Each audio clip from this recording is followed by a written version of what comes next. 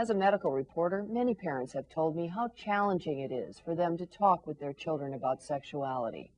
Many believe those talks can wait till the teen years, but the way you communicate with your children from the moment of birth plays a big role in their development as healthy, responsible adults. Sexual education, which sometimes I like to think of sexual health, begins at birth. Children are learning something about sexuality every day of their lives. And whether or not a parent says, I am educating my child about sexuality, they are.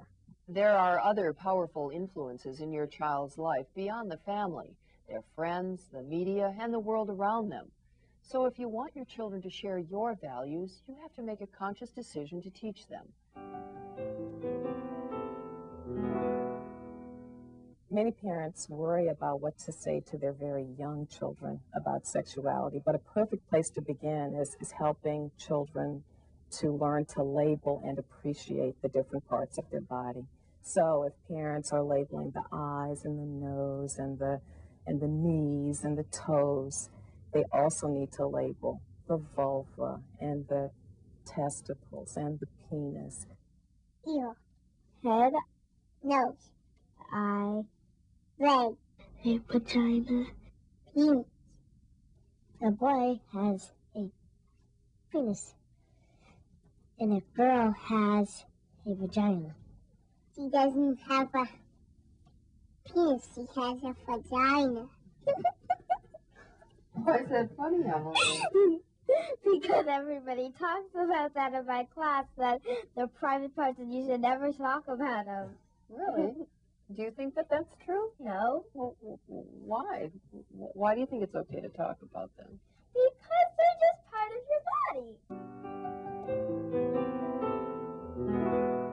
When they see a neighbor who's pregnant, or they heard about a relative who just had a baby, even if they don't ask, this is an opportunity to tell them a story or give them information. That's when they need it, when there's a desire to learn because of something's happening in their environment, a teachable moment.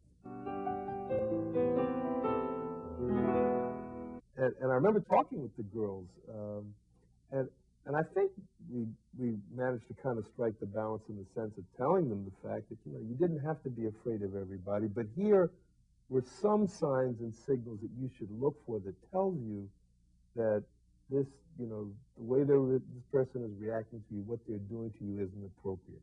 And we talked about some of the places that they might touch on your body, and that you had a right to say, no, that's not right, and you should get another adult, and even if they tell you not to tell anybody, in fact, you should, and so on. So remember, set the stage for responsibility by teaching your children to respect limits.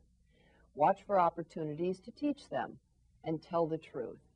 It's a challenge to keep communication open, but it's worth it. Your children can have trusting, loving relationships and grow up to be sexually healthy, responsible adults.